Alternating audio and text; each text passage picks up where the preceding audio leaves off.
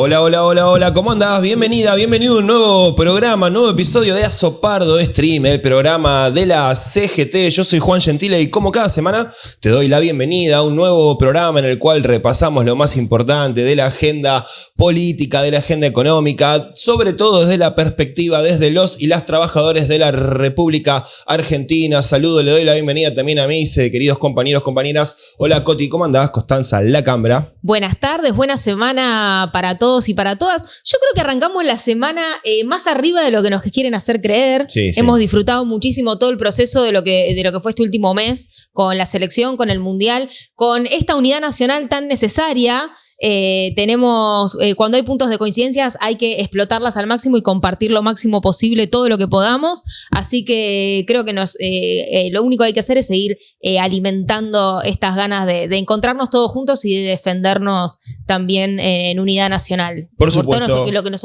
enorgullece. Así es, y saludo también a Ramiro Sosa Rama. ¿Cómo andás? Hola Juan, bien, mejor.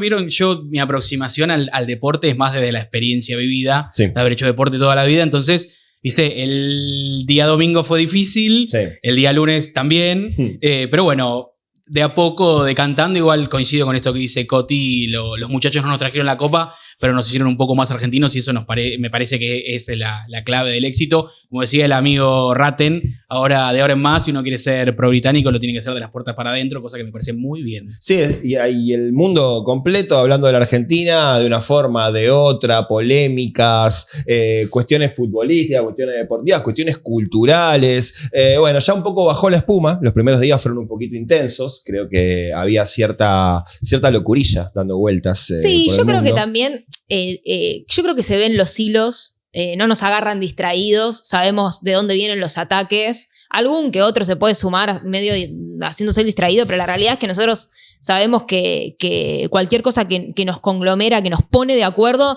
enseguida vienen factores externos a los que les sirve que estemos divididos, que nos peleemos entre países latinoamericanos. Son muchos años de esto, nosotros lo sabemos, tenemos anticuerpos para eso. Y me parece que lo mejor que nos dejó la experiencia es, yo pensaba, nosotros no tenemos tan, por ahí Juan, no, creo que no tampoco. No sé qué vas a decir. Italia 90 no lo tenés. Muy chiquito. Muy chiquito eras. Recuerdos flashazos. Y yo escuchaba por ahí a los más grandes que decían, esto es nuestra Italia 90, el equipo totalmente enojado y dolorido, y nosotros... El domingo sí nos dolió, queríamos salir campeones del mundo, por supuesto queríamos salir campeones del mundo, pero al rato era como, mira, la verdad, España jugó mejor, todo nuestro espíritu y nuestra energía lo pusimos en el partido contra Inglaterra, que era el partido que había que ganar y que todos queríamos ganar. Fue nuestra final. Fue nuestra final. Y después ya para el domingo, para la cena, nosotros estábamos todos como, che, qué bien que estuvimos igual, qué mundial que nos mandó. Y los jugadores estaban... recontra doloridos, claro. O sea, les hacía falta el mimo. Ahí me parece que conviven dos aspectos. Algo que dice Scaloni todo el tiempo, que estos jugadores son máquinas de competir, están diseñados y desde chicos compiten todo el tiempo y quieren ganar a todo, cosa que para el deportista no me parece para nada mal. Pero me hago eco, Coti, de algunas cosas que dijiste el programa pasado, de esto de, bueno, a la selección que no se le podía exigir nada, de pronto le tuvimos que exigir un partido importantísimo por el sentido, cosa que es importantísimo ahora que este gobierno ya lo dejó de decir, pero hay siempre esto de la batalla cultural de fondo. Bueno, los muchachos dieron esa batalla, incluso después, sin que nadie se los pida, y medio de carambolas, pusieron de vuelta un tema en agenda que después podemos ver de hablar con producción para traer algún analista internacional, pero bueno, también es la muestra que hay el tablero internacional, la verdadera política, la política internacional empezó a mutar entre la existencia de este personaje como Trump en Estados Unidos y las nuevas derechas o las viejas derechas, eso también es para debatir, cómo bueno, va cambiando este tablero y la generación de sentido del imperio siempre va a estar del lado de un país como Argentina que culturalmente aporta al mundo una barbaridad. Sí. Artistas, deportistas, lo que genera sentido y es la materia prima de esa batalla cultural, o sea... Sí, y también una oportunidad para volver a enorgullecernos, no solamente por lo que mostró la selección en el campo de juego a lo largo de todo el Mundial, sino también por la Argentina como un espacio abierto a todo el mundo, a todas las religiones, a todas las etnias, que no le pregunta en dónde nació a nadie para atenderlo en un hospital, para darle clases en una escuela, lo cual nos distingue en términos... bueno, en todo el mundo, digo, es una excepción. Vos en los países del llamado primer mundo, si no tenés un montón de plata, no podés ir a atenderte al sistema de salud, no podés ir a estudiar en una universidad. Bueno, en la República Argentina no le pedimos nacionalidad alguna, religión alguna, color de piel para poder ofrecerles los derechos con los que cuenta cualquier persona que habite el suelo de la Argentina. Así lo dice nuestra Constitución. Entonces, bueno, creo que también fue una oportunidad para poder enorgullecernos de lo que realmente nos da orgullo a nivel mundial. Tengo en particular, a vos que te gusta, Juan, las anécdotas personales. A ver. Obviamente no se puede de una individualidad hacer una generalidad, pero con los resabios de la década ganada tuve la oportunidad de ir a Europa con mi grupo de amigos, y en particular en Roma me puse a hablar, como siempre, yo me encanta hablar, y más con esos que se consideran desposeídos del lugar de donde voy. Me puse a hablar con un etiopiano que vendía pulseritas en la calle. Sí. Y entre un inglés ahí medio español, el mío, y el inglés etiopiano del amigo, en un momento nos pusimos a hablar y él me dijo que para ellos y su familia en general y el pueblo donde vive, al argentino se lo considera un africano blanco. ¿Por qué? Porque te recibe con los brazos abiertos, sin identificación xenofóbica, digamos. Sí, claro. Nosotros... Es común, y ahora apareció un montón de veces esta semana en Reels y en posteos de Instagram, la anécdota de Cassius Clay, de Muhammad Ali, cuando vino acá a la Argentina, que comió un asado con Rucci, que lo invitaron, y en un momento con el traductor mediante le pregunta a Cassius Clay a Rucci dónde estaban los negros, y Rucci, por supuesto, muy hábil como siempre declarando, le dice: los negros somos nosotros. ¿Viste? Como que hay un componente distinto en ese racismo y real argentino. también, porque hubo un desconocimiento muy grande infundado todos estos días, que es que la razón por la que nosotros por ahí tenemos más mestizaje, esa es la palabra, es porque somos el primer país de Latinoamérica que abolió la esclavitud. Nosotros fuimos los primeros en la Asamblea del año 1813, en proclamar la libertad de vientres. Eso quería decir que cualquiera que naciera en condiciones de esclavitud no iba a seguir siendo esclavo solo por el hecho de ser hijo de esclavos. Entonces fuimos de los primeros países de la región donde vos te podías casar, o sea, un negro se podía casar con un blanco, alguien de raza blanca se podía casar con un negro. Todo eso hace, nosotros recibimos los Juegos Olímpicos, por eso es complicado, ¿no? Desde los países donde viene esta observación. La Argentina fue sede de los primeros Juegos Olímpicos juveniles donde no se separaron habitaciones. Y el último Juego Olímpico antes de eso había sido en Estados Unidos, y los deportistas se sorprendían porque acá no los separábamos por color en las habitaciones. Entonces, nosotros somos un país vanguardista en ese sentido. Igual a mí lo más importante me parece es que están contestando las comunidades que tienen que contestar, que son los extranjeros que residen en la Argentina y eligen la Argentina para que sea su lugar para vivir, y por supuesto la comunidad afrodescendiente, afroargentina, que es muy grande y que siempre se le invisibilizó a lo largo de los años. Entonces me parece súper importante que sean ellos los que estén saliendo a contestar y saliendo a ponerle voz, porque nosotros somos, ese es nuestro país. Totalmente. Todos somos descendientes de afroargentinos y tenemos raíces originarias en nuestras familias. La madre así que... de la patria, María Remedios del Valle, como tenemos a San Martín, el padre de la patria, la madre de la patria es afrodescendiente. Exacto. Muy bien, pasada entonces la fiebre mundialista, volvemos a nuestra agenda de temas locales. Porque podemos seguir con Coti si queremos. Sí, por supuesto. No lo abandonamos nunca a lo largo de todo este mes y pico de mundial, pero bueno, es como que salimos de ese estado de locura que nos tuvo el mundial durante este tiempo y volvemos a ocuparnos de los temas de la agenda cotidiana. El día de ayer inició el plan de lucha de la CGT, por eso vamos a recibir en minutitos nomás a Hugo Benítez, que es secretario general de la Asociación Obrera Textil de la República Argentina y también secretario de Seguridad Social de la CGT, que se sumó ayer a la movilización de los jubilados junto con otras organizaciones sociales, sindicatos, agrupaciones políticas y demás. Vamos a conversar acerca de esto y también acerca de lo que se espera hacia adelante en términos de lucha, es decir, en términos de reclamo popular callejero de los sectores organizados que, me animo a decir yo, esto quizás es arriesgado, lo tendremos que comprobar de cara a lo que viene, van a tener un nivel de protagonismo creciente, de acá a lo que se viene, porque se va a profundizar la crisis económica. Lo vemos en los números que publicó el INDEC ayer de la actividad económica de la Argentina. No es alentadora la perspectiva. Se suponía que este era la recuperación. Así es. Bueno, había dicho el ministro Caputo que ingresábamos en el mejor momento de la economía argentina, que iba a ser abril. Bueno, los números están mostrando otra cosa. Vamos a hablar con Hugo Benítez, como te comentaba, y más adelante tenemos una mesa especial para abordar el tema del modelo económico, del modelo productivo, junto con Pablo Neira del Consejo Federal de Inversiones, el famoso CFI, y también va a estar Martín Burgos, que es economista y coordinador del Departamento de Economía Política del Centro Cultural de la Cooperación, y también Luciano Galfione, ingeniero, dueño de Textil Galfione y presidente de la Fundación Proteger. De todos estos temas y con todas estas voces vamos a estar conversando hoy en Azopardo. Programón, quédate ahí, ya venimos.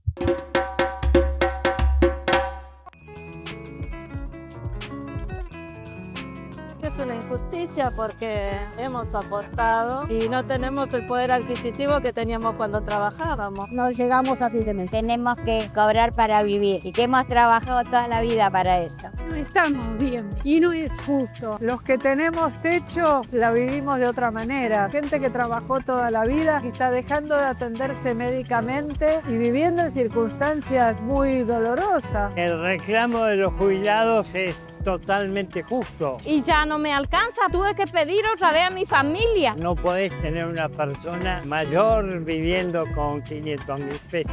No hay forma de vivir. Nosotros luchamos, trabajamos, no es justo lo que está haciendo Milei. La voluntad del espíritu que contagia de energía para luchar por lo que uno cree que es correcto.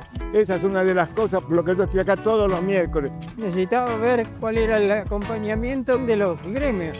Ahora creo que empiezan a cambiar las cosas en serio. Nos da mucha alegría que vengan la CGT y las dos CTA y seamos muchos, pero bueno, seamos muchos, seamos pocos, estamos siempre acá porque es lo que tenemos que hacer. Visibilizar el problema, que no es solo de los jubilados, sino de toda la clase trabajadora. Todos vamos a ser jubilados en algún momento, solo es cuestión de tiempo. Que esto nos va a pasar a todos, vamos a ser jubilados el día de mañana y es por nuestro futuro. Vengo por todos, por el futuro de los trabajadores. Ya nosotros no luchamos solamente por los jubilados, luchamos por la juventud. Le diría a los jóvenes, No nos tienen que abandonar. y le pido que nos ayuden, que nos ayuden. El único que puede cambiar esta situación es el pueblo movilizado. Vamos a continuar mientras el cuerpo y la salud lo permitan. Y bueno, el pueblo unido jamás será vencido.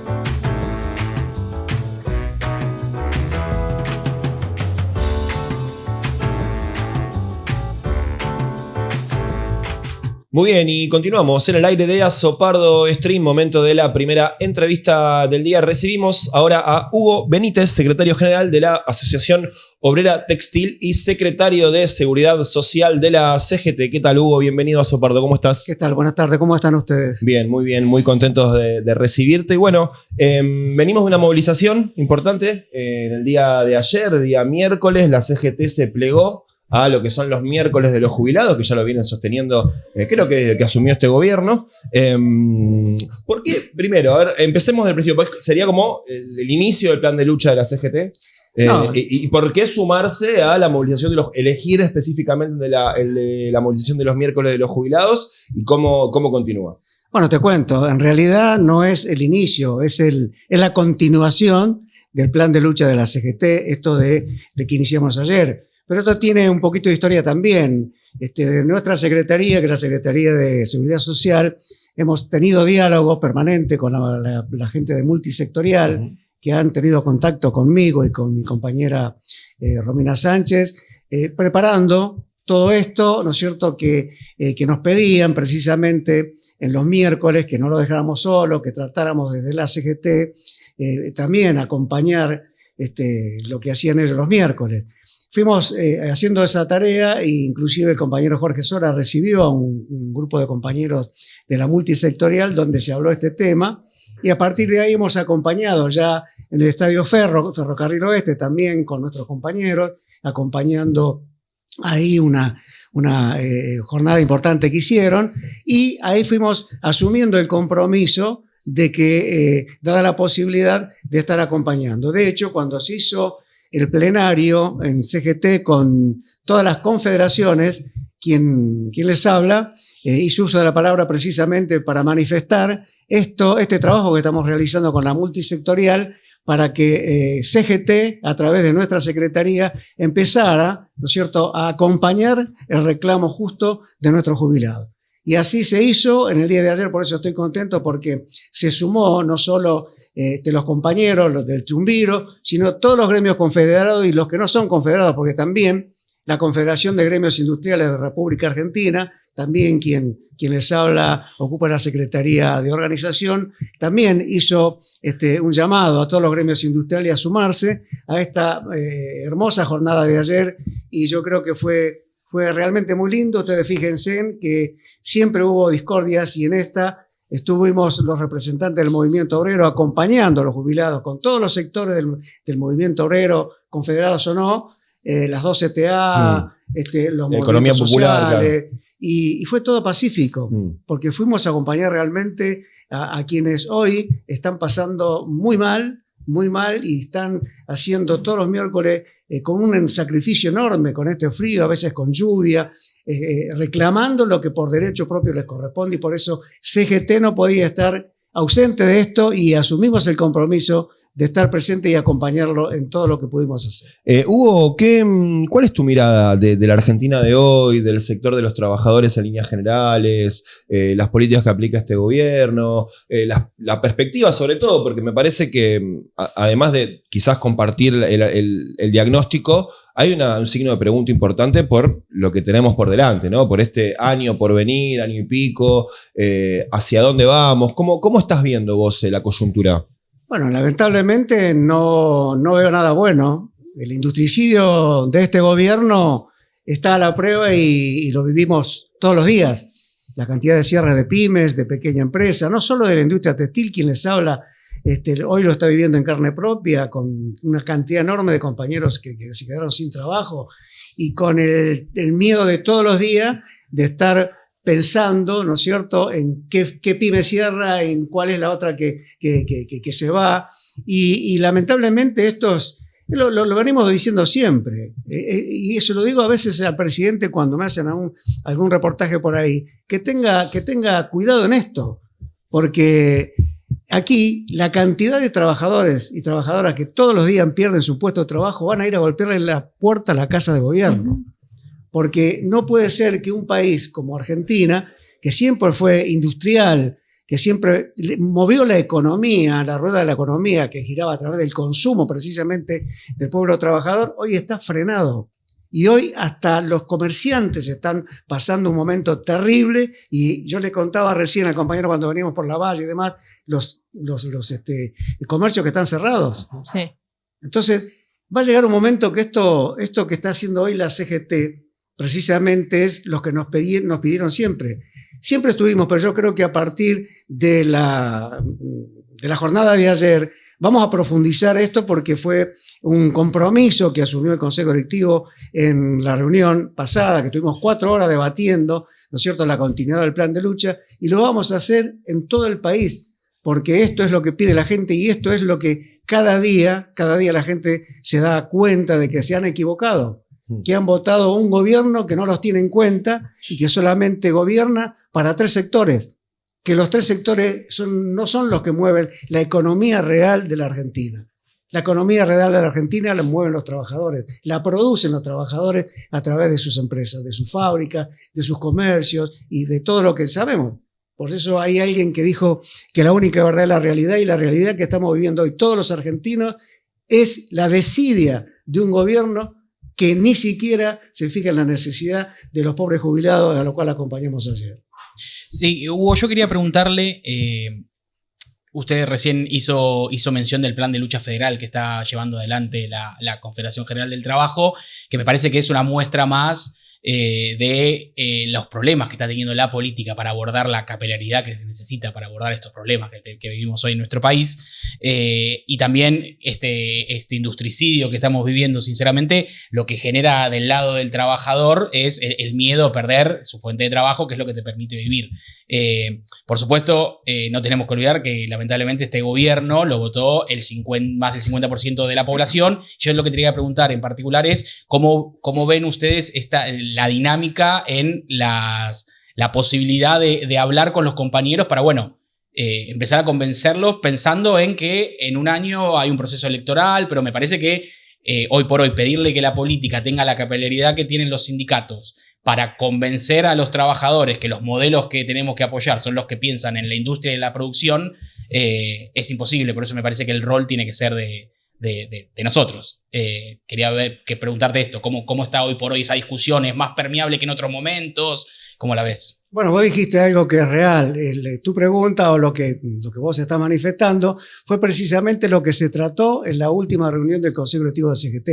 Se trató precisamente de empezar esto que empezó ayer en todo el país, para llevar y concientizar a aquellos compañeros que sabemos que son también quienes votaron a este gobierno, y que a quienes nosotros, desde nuestras organizaciones sindicales, tenemos que estar dentro de la fábrica, dentro de los talleres, dentro de todo el lugar, para realmente llevarle al trabajador la conciencia de quienes nos gobiernan hoy y cómo es que tenemos que hacer para cambiar el destino de nuestro país, que no nos volvamos a equivocar. Y es un deber nuestro, por eso digo de que el inicio de la continuación de ayer es el inicio de una campaña que vamos a hacer en todo el país con las regionales, meternos en todos los lugares de trabajo, llevándole la voz de la Confederación General del Trabajo para decirle que juntos, unidos como estuvimos ayer, la CTA, los movimientos sociales, nuestra CGT y todas las confederaciones, tenemos que trabajar juntos para cambiar esta triste realidad que vive el pueblo argentino hoy, en base a llevar la conciencia, a concientizar a cada uno de los trabajadores que no nos volvamos a equivocar. Porque vuelvo a repetir, un país sin trabajo es un país que no tiene futuro, y nosotros somos responsables de que eso no vuelva a suceder en el país.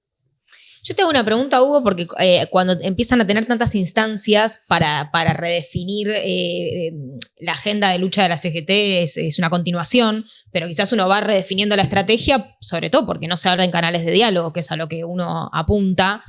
Si ustedes estuvieron hablando, porque parecería que hay una intención particular con los jubilados de no actualizar las jubilaciones, de que no haya salario, porque también ese es el horizonte de los trabajadores registrados. Entonces hay como cierta intención de que nosotros veamos lo mal que la pasan los jubilados para que nos retiremos del trabajo formal. ¿Ustedes estuvieron hablando un poco de eso? ¿Entienden que hay un poco de esa intención? Bueno, yo creo que sí. Vuelvo a repetirte, es real.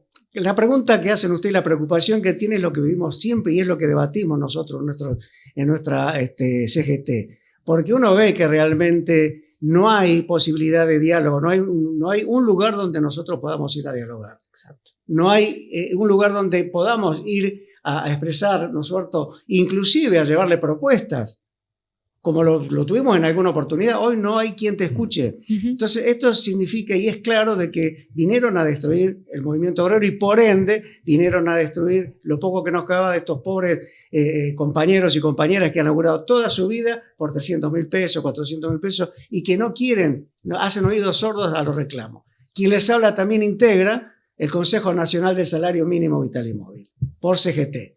No se pueden imaginar ustedes lo que es eso. Es estar sentado, escuchando lo que sabemos cómo termina, el laudo del gobierno, porque está todo arreglado de esa manera. Por eso es que a veces cuando uno escucha hablar, yo se lo dije a los empresarios en su momento, FITA, que es nuestra Federación de Industria Textil, donde discutimos la paritaria, se lo dije al presidente un día, que tienen casualmente la oficina también donde está la UIA.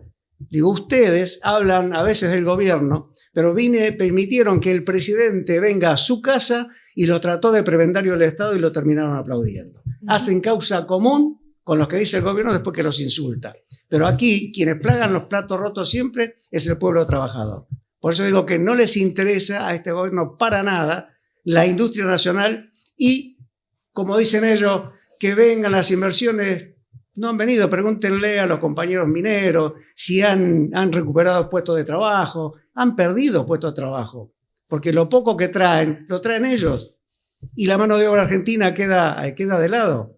Entonces, esto es, con este sistema es lo que no tenemos que manejar, y por eso es que hemos hecho lo que hemos hecho ayer, y lo vamos a seguir haciendo porque es un compromiso de la Confederación General del Trabajo, estar presente en cada uno de los conflictos y en cada uno de los reclamos que se hacen en todo el país porque creemos que son y sabemos que son genuinos. Y no queremos dejar y entregar lo que tantas vidas costó, que es tener una legislación laboral como la que tenemos y realmente seguir defendiendo el derecho y la dignidad de los trabajadores como siempre lo ha hecho el movimiento obrero. Hugo, tocabas recién un tema que me interesa profundizar y es una de las obsesiones de este programa, que es el diálogo con el sector empresario, el diálogo del movimiento obrero con el sector empresario, porque hay un prejuicio históricamente construido de que el movimiento obrero organizado es antiempresario, que busca confrontar. ¿Cómo es el diálogo, concretamente en el caso de los textiles, con la Cámara Patronal, con el sector de los dueños de las empresas? ¿Cómo dialogan? ¿Cómo intercambian miradas? Y eso, si por momentos puede ser un poco tenso, pero también puede ser a veces también productivo. Si se puede entablar, digo, lo tomo para que nos cuentes un poco cómo es eso, quizás como caso testigo, para poder trazar esa línea hacia adelante de la necesidad de retomar y de profundizar el diálogo, ¿no?, entre los sectores sociales, los sectores productivos, que son el sector empresario y el movimiento obrero, que en una conjunción, una sinergia positiva pueda volver a retomar una senda de crecimiento en la Argentina. Yo creo que a través de la historia dice que esto siempre pasó. Siempre hubo un diálogo entre capital y el trabajo. Y hoy, yo lo digo permanentemente esto de que hoy, más que nunca, el capital y el trabajo tienen que ir de la mano. Cada uno defendiendo sus intereses, pero nos necesitamos mutuamente. Porque sabemos que sin empresa no existen trabajadores. Y los trabajadores, y sin las empresas, sin los trabajadores tampoco. Entonces, tenemos que estar mancomunados en los reclamos. Vuelvo a repetir, lo que sucede es que, lamentablemente, cuando hay un gobierno que vive amenazando y pisoteando permanentemente los derechos de todos, porque este señor presidente ha insultado a todo el mundo, no dejó uno que no haya proferido un insulto, y muchos se callan la boca. Los que no nos callamos la boca nunca somos nosotros los trabajadores. Por eso nos pegan tanto, por eso hablan qué hace la CGT, qué hacen los dirigentes, qué hacen esto, pero nosotros estamos permanentemente en la trinchera defendiendo los derechos, porque pobre de los trabajadores si no existiéramos nosotros. Si aún hoy, ustedes fíjense, han tratado de destruir la ley laboral, inventando cosas que estamos viendo todos los días, que no se lleva a cabo nada de lo que ellos pregonan. Por eso digo que en este mundo de hoy es indispensable que los trabajadores y el capital discutiendo lo que tengan que discutir, vayan de la mano. Yo les cuento una anécdota que me pasó. Vinieron 2 compañeros con 4 o 5 empresarios a mi gremio, me pidieron una reunión y lo tuvimos ahí. Y había uno, después que charlamos, así como estamos charlando nosotros, que estaba sentado en una punta del escritorio y me dice, yo nunca hice un sindicato, nunca conocí un sindicato, siempre me llevé por lo que se hablaba, porque decía, es la primera vez que estoy sentado en una organización sindical, con un secretario general, y la verdad que me llevo una imagen que no la tenía. Y le digo, esto es lo que nos pasa. Si ustedes nos conocen por dentro y conocen la realidad, le digo, se van a dar cuenta que hay muchos que están equivocados. Siempre los platos rotos nos los pagamos nosotros, pero ¿cómo terminó la anécdota? Pidiendo sacarnos una foto y me invitaron a disertar a la Universidad Tecnológica Nacional, un foro empresario que hicieron allí. Porque entendemos que nuestra visión en el mundo ha cambiado, porque estamos capacitados para eso. Yo lo he dicho siempre, tenemos que ser capaces los dirigentes sindicales, no solo de mostrarle a la sociedad que sabemos discutir salarios, que podemos hacer una marcha, una movilización, un paro, sino también que somos capaces de mostrarle a la sociedad, de acercarles proyectos para que realmente tengamos un futuro mejor y un país mejor para todos. Hugo, algo más personal te quiero preguntar. ¿Qué es el sindicato en tu vida, la Asociación Obrera Textil? En mi vida. En mi vida yo empecé de muy chico en esto. Yo tenía, recuerdo, 12, 13 años. Por eso vuelvo a repetir de los paros, movilización y demás, por qué se hacen. Yo trabajaba de muy chico, tenía 11 años, y bueno, empecé ahí en un club de tiro, en Vicente López, y 12, 13 años hice mi primer paro en mi vida, mi primer paro, y se lo hice a los terratenientes más grandes del país. En ese club estaban los Peralta Ramos, los Salsa Unzué, los Saben Valiente, los Bossi, los apellidos compuestos todos, del país. Los Lamarca. Y bueno, ¿cómo terminó la historia? Hasta mi hermano, que trabajaba en la confitería del club, se enojó conmigo porque había tomado esa medida, y hasta que realmente no es que le torcimos el brazo, se dieron cuenta de que realmente el reclamo que hacíamos nosotros era justo, y el presidente del club vino a hablar conmigo a las 2 de la tarde, me abrazó, me decían Pulgarcito en ese tiempo, era chico, me decía Pulgarcito, a partir de ahora todo lo que necesites, vení, pedímelo que lo vas a tener, porque ustedes hicieron algo que realmente era justo. Estamos peleando por un plato de comida, la comida del mediodía, que nos la negaban porque se había suspendido un campeonato. Entonces, a partir de ahí, uno ve que realmente cuando uno reclama las cosas, las reclama con justa razón. Lo que necesitamos es que del otro lado entiendan cuando los trabajadores se paran de punta es porque están haciendo un reclamo justo. Yo siempre digo, hay una ley de contrato de trabajo, hay un convenio colectivo de trabajo, hasta ahí hay que respetarlo.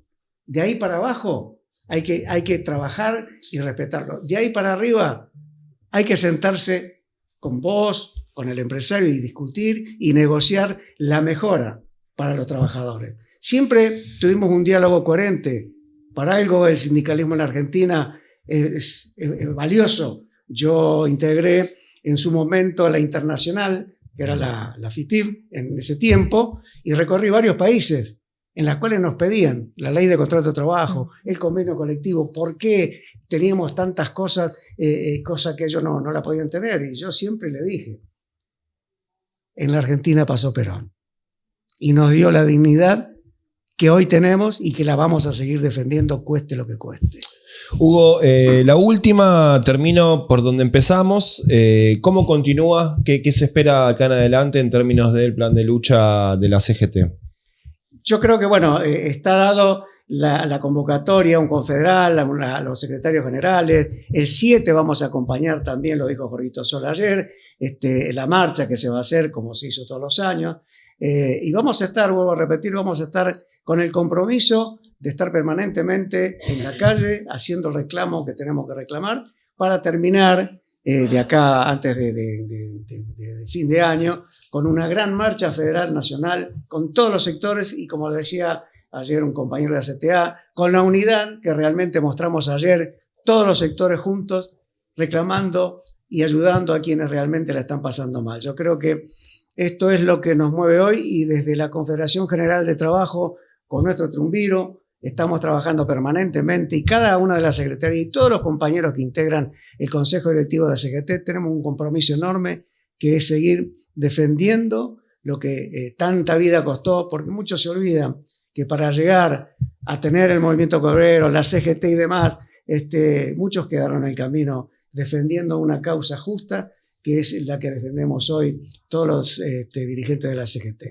Hugo, muchas gracias por haber venido a Sopardo, el abrazo a todos los textiles y bueno, a disposición este espacio, es el espacio también de todos los compañeros y compañeras, así que el abrazo, la disposición y bueno, seguramente nos veremos en alguna de las instancias de pelea que se vienen por delante. Gracias. Bueno, no, gracias a ustedes, agradecerles por haberme permitido expresarme y bueno, a veces yo que empecé de muy chico en esto, de los 16 años, no he dejado de trabajar nunca y siempre que he salido fuera de mi país, con orgullo levanté las banderas del movimiento obrero argentino porque siempre, más allá de que, yo siempre lo digo, fíjense en toda la dictadura a quienes fueron a buscar, a los compañeros del movimiento obrero, a quienes les rindo homenaje permanentemente porque gracias a lo que ellos dieron y la vida que dejaron, hoy nosotros estamos con vida y seguimos trabajando por eso que tanto lucharon ellos. Muchas gracias, Hugo. Gracias a ustedes. Un abrazo grande. Ahí pasaba Hugo Benítez, secretario general de la Asociación Obrera Textil y secretario de Seguridad Social de la CGT. Quédate ahí, tenemos un montón más de Azopardo. Ya venimos.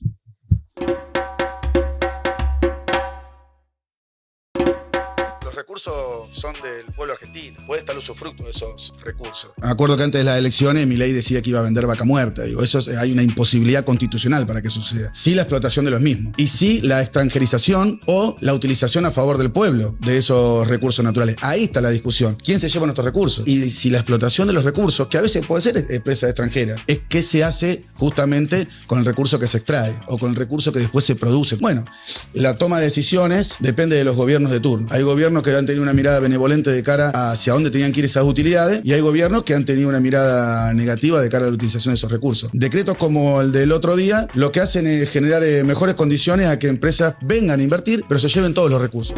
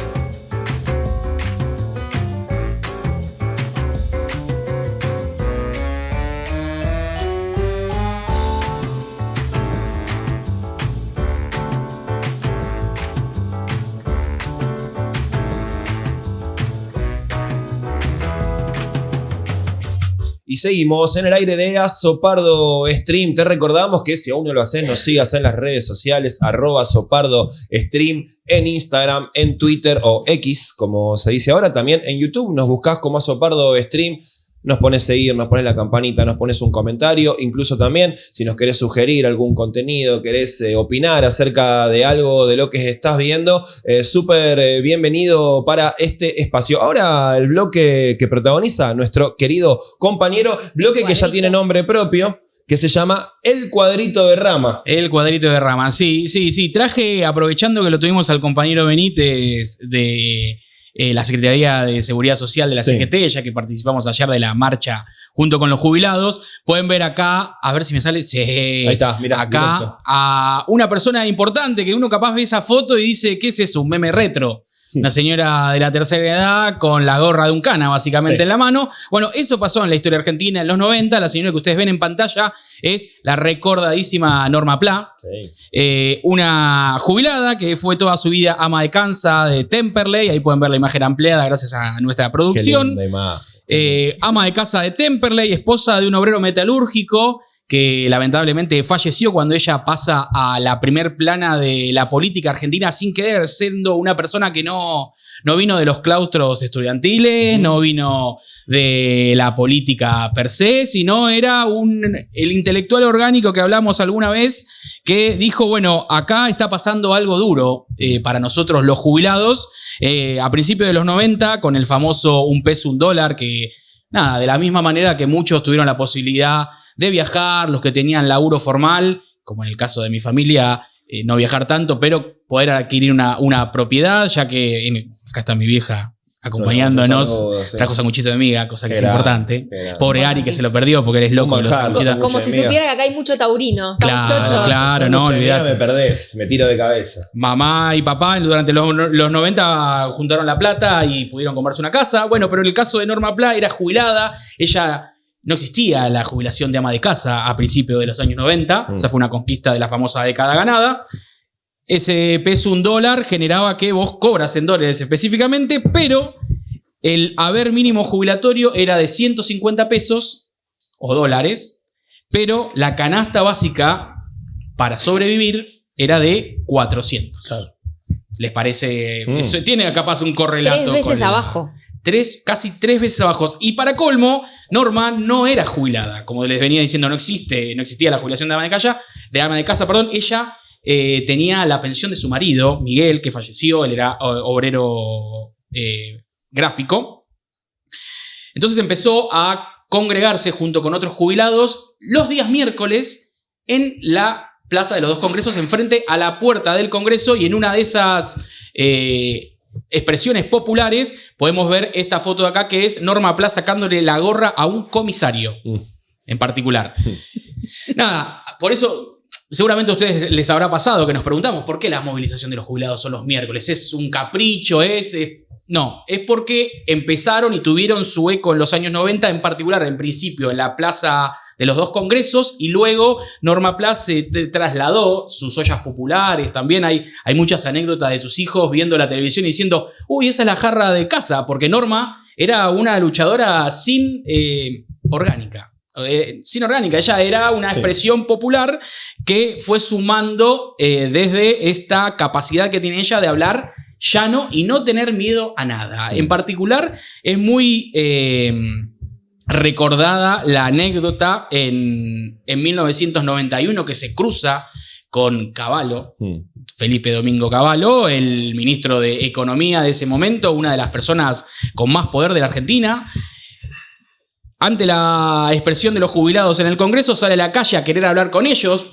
Ustedes vieron, hay un gráfico, se grafica muy bien en la serie de Netflix de Menem, cuando tiene que explicar la convertibilidad, que en el primer intento era que lo haga Menem, pero cuando vio toda la vuelta que había que darle para justificar que $1 peso valga $1, lo agarró y dijo, Domingo, hacete hombre, y ponete a explicar vos esto. Y bueno, hizo que, ya inundado de estamina, el amigo Cavallo, el Mingo, se fue a hablar con los jubilados e intentó recurrir a la lástima, sinceramente, diciendo que él también estaba preocupado por sus padres que eran jubilados y llorando, y Norma Pla, con esa sencillez que tiene el compañero que la lucha día a día desde los barrios populares, dice, no llore, ministro, tenga agallas para defender a los viejos, que nosotros lo vamos a bancar. Por eso Norma Pla entró a la cultura popular, tenemos varias canciones que lo recuerdan. Una que es muy famosa es la de Papo, mi vieja a la plaza con pancartas, con las pancartas que yo mismo le armé. Ella se queja porque ella está harta de que no le alcance para comer, básicamente. Papo Norberto Napolitano se hace eco de este reclamo popular. Y también, por supuesto, Señor Cobranza de Las manos de Filippi, popularizada por la versión de Gardaval, es otra incursión que tiene en la cultura pop de Norma, que se podría decir que ella, de cierta manera, es como la pionera del corte de calle masivo. O sea, antes de que exista el piquetero, Norma Pla congregaba a un grupo grande de jubilados que se expresaban, como les había contado, todos los miércoles en la Plaza de los Congresos y luego en Plaza Lavalle, que fue su lugar definitivo, donde ella expresamente, que lamentablemente fallece por un cáncer en junio de 1996, militando prácticamente hasta sus últimos días, exigiendo justicia básicamente, entendiendo que el salario del jubilado, de cierta manera, es salario diferido, que es un poco el título que le puse a este cuadrito de rama del retrato que la dignidad no se jubila nunca. Norma Pla, todos los días, todos los miércoles en particular, se ponía al hombro, se levantaba y pensaba cómo podía hacer para, por lo menos mínimamente, ya no pedía ganar $600, o sea, 3 veces más de lo que gana, 4 veces más de lo que gana, sino por lo menos llegar a esos 450 que le permita vivir dignamente. Nada, me parece que era importante recordarla a Norma, un ícono popular y una de esas figuras que no hay que dejarla morir. Es interesante también, está buenísimo que traigas la figura de Norma, aparte de que obviamente nos remite a la movilización que los jubilados vienen sosteniendo todos los miércoles desde hace ya mucho tiempo. No quiero tirar una fecha porque no me quiero equivocar, pero es un poco la historia también.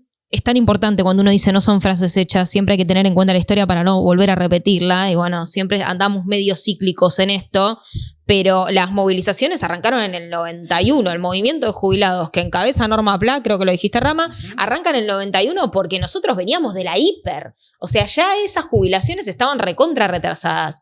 Y la potencia de que se sientan identificados artistas como Papo, que en ese momento eran también líderes culturales, era porque eso, viste, es un poco a veces la trampa de los derechos que supimos conseguir, porque en ese momento era un reclamo de época. Las mujeres, muchas, no accedían al trabajo formal porque siempre hacían changas, porque eran encargadas de la crianza, puertas adentro de las casas, y cuando sus maridos fallecían dependían solamente de la pensión.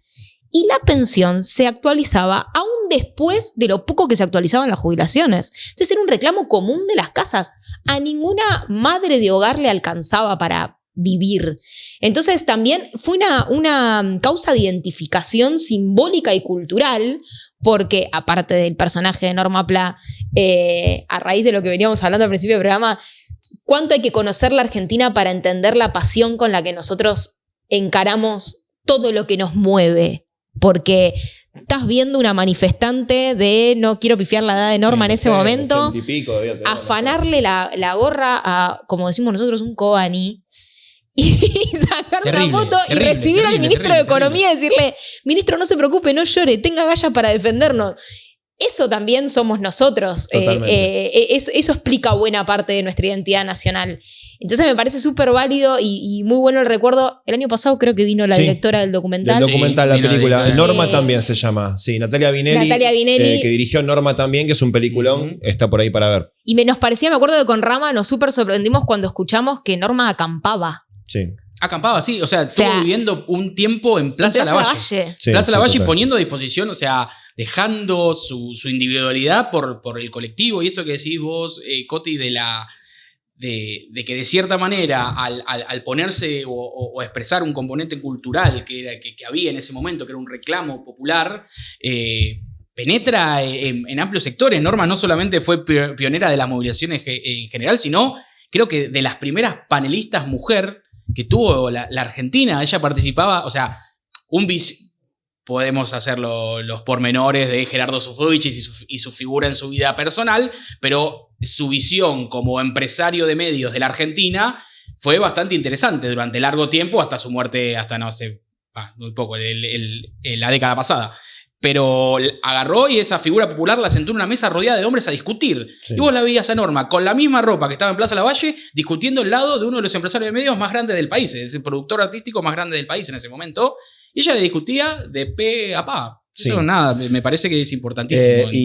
Importante también reafirmar la persistencia, ¿no? En el reclamo, porque yo me acuerdo cuando era chiquito, estaban los jubilados los miércoles, muchas veces se los reducía a un grupito de locos, de loquitos que se juntan, mirá, son 20, son 15, son 25, como ubicándolos en cierta marginalidad de la esfera pública, y hoy 30, 35 años después estamos haciendo un programa acá, claro, hablando de ella, hablando de su figura, con la foto, y todo el mundo, más o menos politizado, sabe quién fue Norma Pla, y al día de hoy los jubilados continúan siendo todos los miércoles un sector que va, se moviliza, sean pocos, sean muchos, más o menos, como ayer, que fue bastante masiva la movilización, pero otros miércoles yo paso habitualmente por el Congreso y son muy poquitos, pero continúan estando ahí. Entonces, a veces cuando nos sentimos que estamos haciendo algo que no sirve para nada, que somos muy pocos, quizás pensar en el ejemplo de lo que fue Norma Pla, del grupo de jubilados que lo acompañó a ella. Bueno, a veces nos puede impulsar a decir, bueno, hay que seguir, que en algún momento ese reclamo empalma con otros reclamos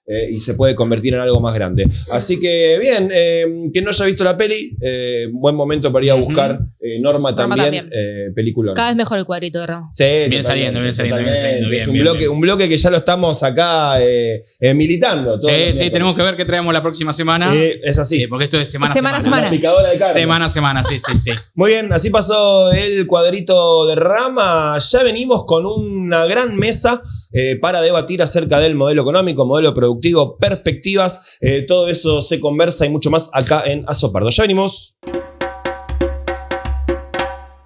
El marxismo británico, más británico que marxista. Fueron los propios jugadores los que fueron a buscar esa bandera y fue un hincha argentino que estuvo en el estadio el que llevó esa bandera y que Lo Celso no dudó, la pidió y la desplegó. Y después del partido los jugadores dijeron, sabíamos que era algo más que fútbol. Es una malvinización que va creciendo a una velocidad galopante, nos excede totalmente y no tiene ningún tipo de control o conducción posible, lo cual lo hace más interesante también, que fue lo que se expresó ayer en el partido, pero al mismo tiempo vemos que eso convive con la cosecha de la desmalvinización, que fueron las declaraciones de la ministra de Seguridad. Funcionarios que no están a la altura de la causa Malvinas, que no son idóneos para abordar estos temas y que me parece que también nos debemos un debate post partido y después de estas demostraciones que hizo la selección con la bandera de Malvinas, ¿qué hacemos nosotros puertas para adentro? ¿Cómo pasamos de los hechos simbólicos que tienen gran repercusión a nivel mundial? Hoy todos los medios del mundo están hablando de Malvinas, todos. Están ordenados ellos y columnados, medios de izquierda inglesa, diciendo que las Malvinas no son argentinas y bancando el colonialismo británico. Referentes progresistas del Reino Unido están bancando el colonialismo en el Atlántico Sur, insólito.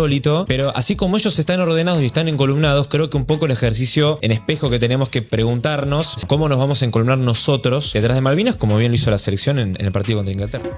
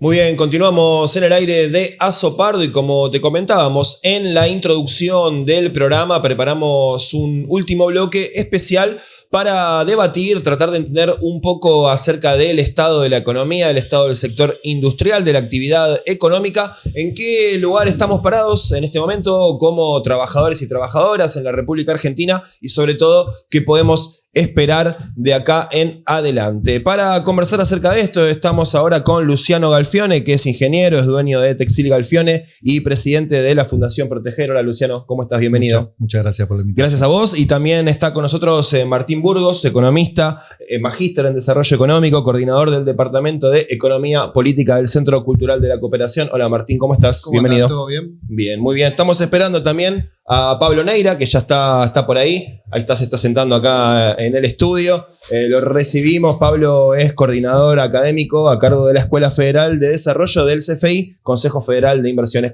¿Qué tal, Pablo? ¿Cómo estás? Bienvenido. Muy bien, muchas gracias por invitarme. Gracias a vos por venir. Vení, Pablito, sé tu amigo. Vení. Ahí está, nos tenemos que juntar un poquito. Vamos corrigiendo el plano mientras introducimos. Bueno, en el día de ayer tuvimos números frescos del INDEC que hablan del estimador de la actividad económica del mes de mayo. En términos generales son números malos, digo yo, me parece que más o menos hay un consenso.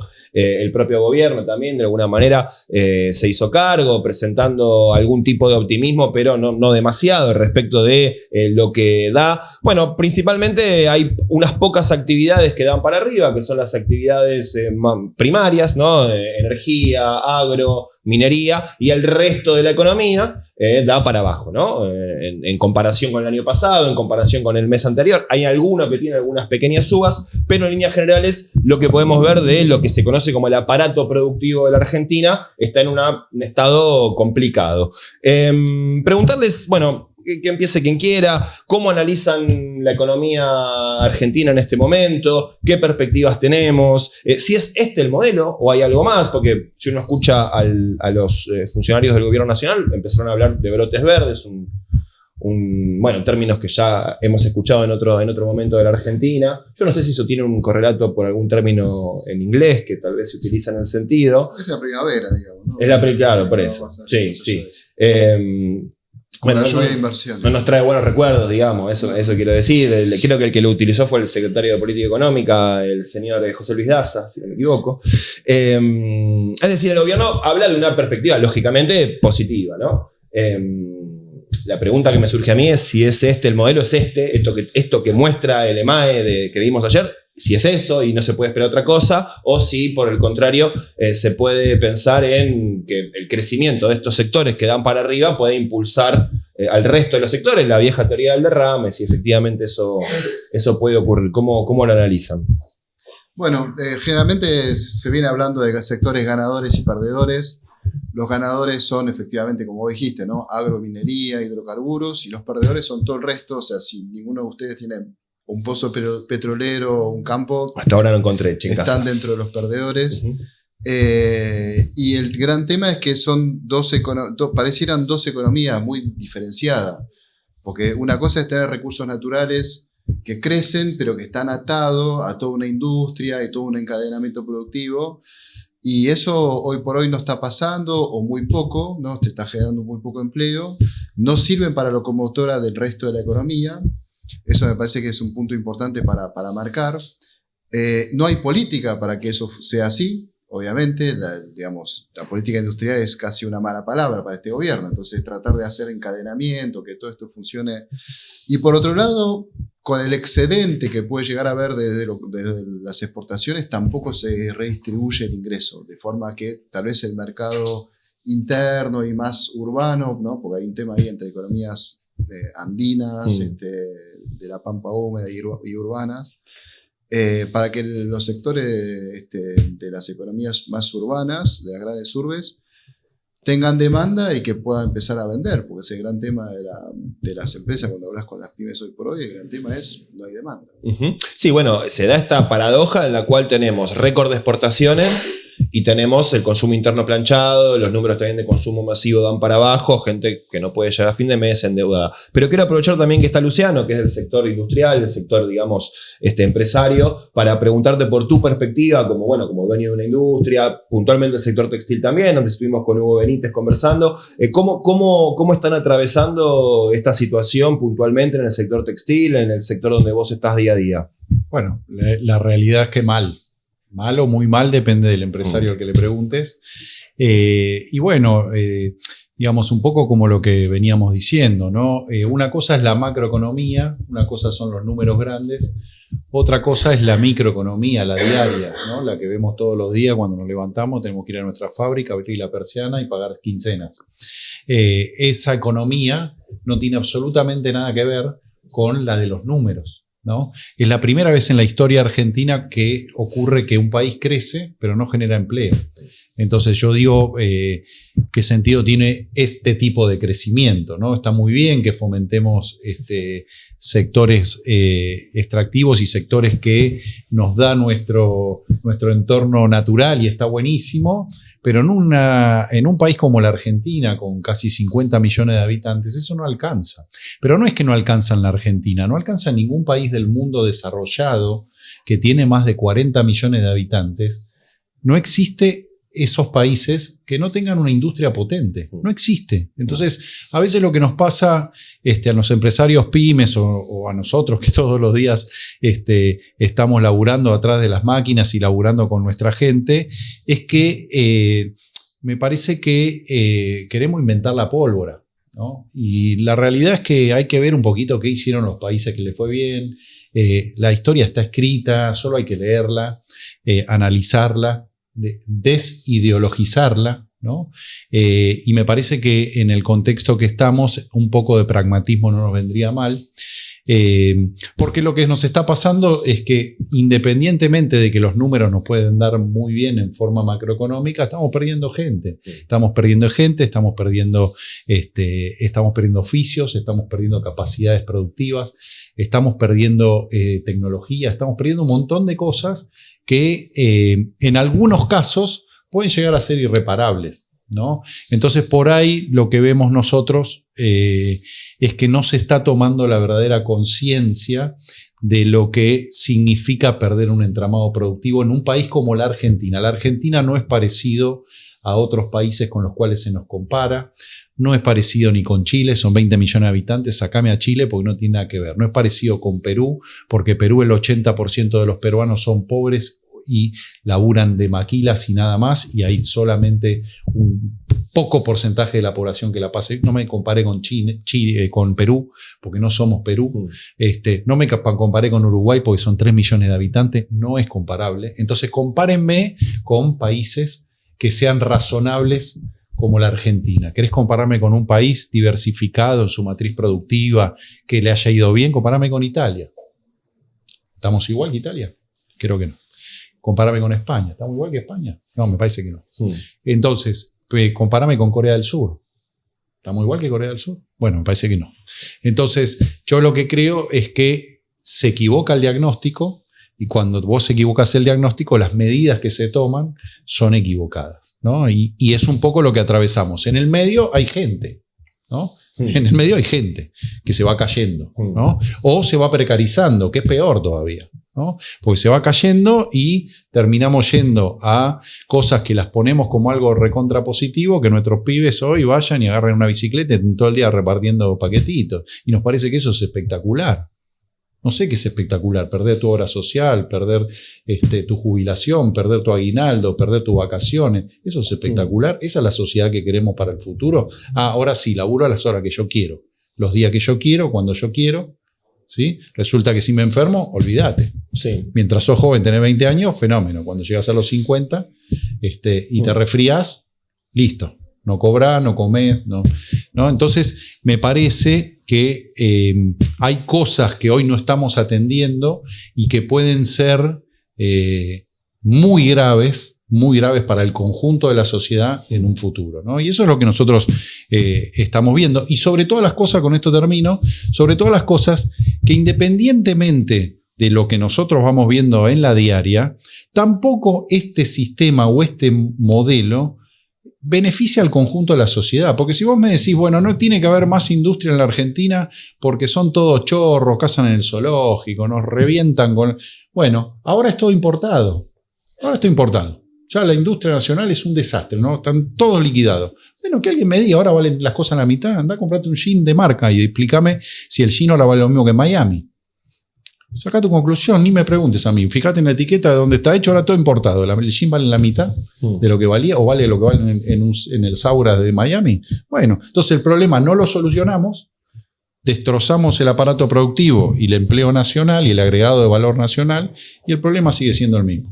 Le quiero preguntar a Pablo también, bueno, la mirada a partir de un espacio como el CFI, que es un organismo interestatal creado justamente para impulsar el desarrollo en todo el país, en términos federales. ¿Cuál es el mapeo actual de las provincias de norte a sur, de este a oeste? Antes se habla mucho, ¿no?, de esta economía en 2 velocidades, la economía de la cordillera, que es la que genera las exportaciones de energía, y después el resto, ¿no?, los sectores urbanos, ciudades grandes, medias, pequeñas. Bueno, ¿cuál es el mapeo actual? ¿Cuál es el estado de situación en términos federales de la economía productiva de la Argentina desde la perspectiva tuya y también desde el CFI? Bueno, creo que ahí un poco me voy a respaldar también lo que dijeron Martín y Luciano. Me parece que ellos hicieron un panorama bastante claro. Sí, lógicamente, creo que lo principal que encontramos es una falta de perspectiva, me parece. Una falta de cuál es el modelo, cuál es la visión de país que queremos y en función de eso, cuáles son los sectores o cuáles son las actividades y las acciones que tienen que dinamizar a la economía como en su conjunto y como modelo de desarrollo nacional. A mí, hoy por hoy, claramente hay regiones que son ganadoras y se puede considerar de este modelo o que tienen una oportunidad de desarrollar economías que antes se encontraban latentes, como las economías andinas, las de la minería, las de los hidrocarburos, que hoy por hoy están despegando. Son pocas provincias que están creciendo, hay otras provincias que sí están teniendo tal vez una situación mucho más marcada, recesiva, principalmente las economías con ciudades urbanas grandes, como por ejemplo Córdoba, Santa Fe, el Gran Rosario. Bueno, obviamente la provincia de Buenos Aires son ciudades en donde el tejido industrial y la economía que circunda y que se genera, ¿no?, el consumo que se genera alrededor de todos esos entramados que son mucho más demandantes de mano de obra, ¿no?, y por consecuencia de trabajadores, de salario, que generan comunidades también a su alrededor, son las economías que tal vez están perdiendo en este modelo. Y ahí me parece que habla de esta falta de perspectiva. ¿Cuál es la oportunidad que tenemos en vez de cómo hacemos para explotar los recursos naturales? Que creo que en ese sentido, hoy por hoy existe un consenso general a lo largo del país. ¿Cuál es el consenso general que tenemos que construir para poder tener un desarrollo apalancado en esos recursos naturales? Un desarrollo apalancado en esos recursos naturales que, como decía Luciano, no se agota ahí, porque puede traccionar un poco más, no alcanza. Los países que se desarrollaron a base de recursos naturales, en primer lugar, tienen 2 características. Con los recursos naturales apalancaron industria, tecnología, desarrollo, exportaron ciencia y tecnología, son los casos de Noruega, son los casos de Canadá, son los casos de Australia. En segundo lugar, tienen mucho más dotación de recursos naturales que nosotros, que Argentina, y tienen menos población que nosotros, que Argentina. Entonces, en ese sentido, nosotros con los recursos naturales que tenemos disponibles no vamos a poder hacer lo mismo que hicieron Noruega, que hizo Canadá, que hizo Australia, que hizo Nueva Zelanda. Sí podemos generar una oportunidad para vivir bien, para generar una economía en donde vivir bien sea una posibilidad. ¿Y cómo se hace eso? Construyendo, lo dijo Martín, encadenamientos productivos, tecnológicos. Eso requiere planificación. Planificación en el buen sentido de la palabra, no en un sentido soviético de la palabra. Planificación en el sentido de un Estado que diseñe políticas productivas, industriales, para los recursos naturales, etc. Pero políticas de servicios, pero políticas que sienten a los actores en la mesa, encuentren cuáles son las necesidades que tienen las grandes empresas que tal vez uno necesita que lleguen al país para explotar algunos yacimientos que no tenemos la tecnología para hacerlo, pero sí entender qué proveedores necesitan, qué tecnología necesita, qué se puede suministrar en el país, con quién, sentar a las cámaras, sentar a los sindicatos, sentar a los trabajadores, a las comunidades, ¿cuál es el valor que queremos generar en torno a esos recursos naturales? Y eso es un trabajo de nosotros desde el Consejo Federal de Inversiones, venimos haciendo mucho, y que las provincias están poniendo mucho esfuerzo también en poder construir lo que es la licencia social, ¿no? Y desde esa licencia social, ¿cuáles son las oportunidades de desarrollo que existen? Poder sentarse con el equipo de Catamarca a poder entender, bueno, de los proyectos mineros que se van a instalar, ¿qué podemos generar? ¿Qué valor puede quedar en la provincia? En el sentido de trabajadores que pueden suministrar, que pueden aportar al sector, en el sentido de proveedores que pueden suministrar, ¿no?, a esas empresas que vienen a explotar los yacimientos, en el sentido de cómo construir una gobernanza en torno a esos recursos naturales también. Eso es lo que nosotros sentimos que tiene que construirse y creemos que es lo que está faltando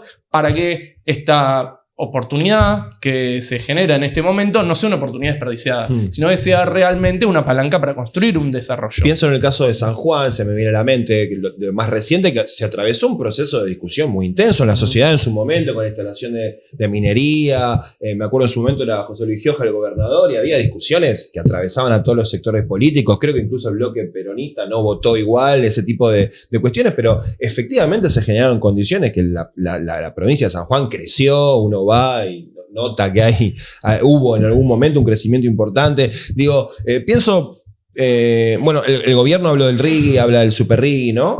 Como llave para el crecimiento, para la inversión, preguntar si eso efectivamente tuvo algún impacto. Pero fíjate, el RIGI está planteado como, creo que Martín va a poder decirlo mucho mejor que yo igual, pero planteado como un régimen general, que pasó de ser algo específico para determinados proyectos, algo que termina abarcando muchísimos sectores y a todos les da las mismas condiciones. Yo creo que Argentina necesitaba un régimen para promover grandes inversiones.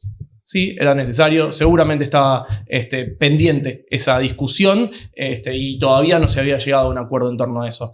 Es un RIGI que genera que aparezcan los proyectos mineros, que aparezcan proyectos de hidrocarburos, que aparezcan proyectos en determinados sectores en los que tal vez se necesitaba apalancar desde lo jurídico, desde lo normativo, con algunas herramientas. Lo que falta es el otro costado. Bueno, ¿cómo construimos desde la instalación de esos proyectos más proveedores, más desarrollo tecnológico? Que esos proveedores sean nacionales también, ¿no? Porque ahí es en donde empezamos a pensar en cómo se tienen que vincular las provincias y los entramados productivos. ¿Por qué no pensar en una minería en una zona del país que también desarrolle proveedores, que algunos se instalen en esa región, pero tal vez que otros ya estén en otras regiones? Existen muchos casos ejemplares de cómo sucedió eso, por ejemplo, con los hidrocarburos, con el desarrollo de Vaca Muerta. ¿Por qué no pensar, por qué no animarse a ser un poco más ambiciosos en ese sentido y en sentar también a cada uno de los sectores en la mesa y dar esas discusiones del sector público?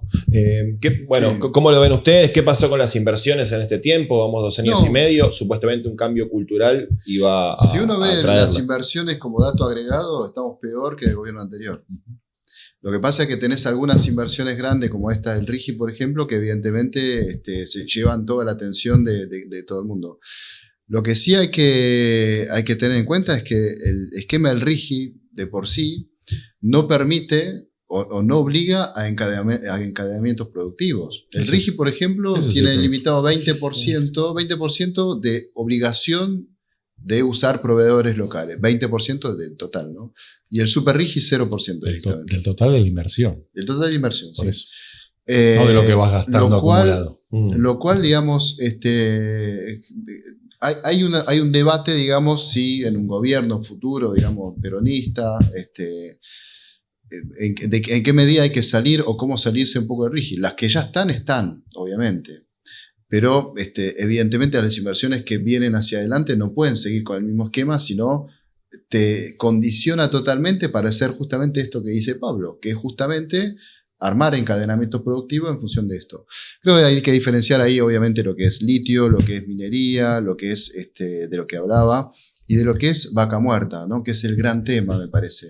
Y en Vaca Muerta tenemos el gran tema de tener a YPF.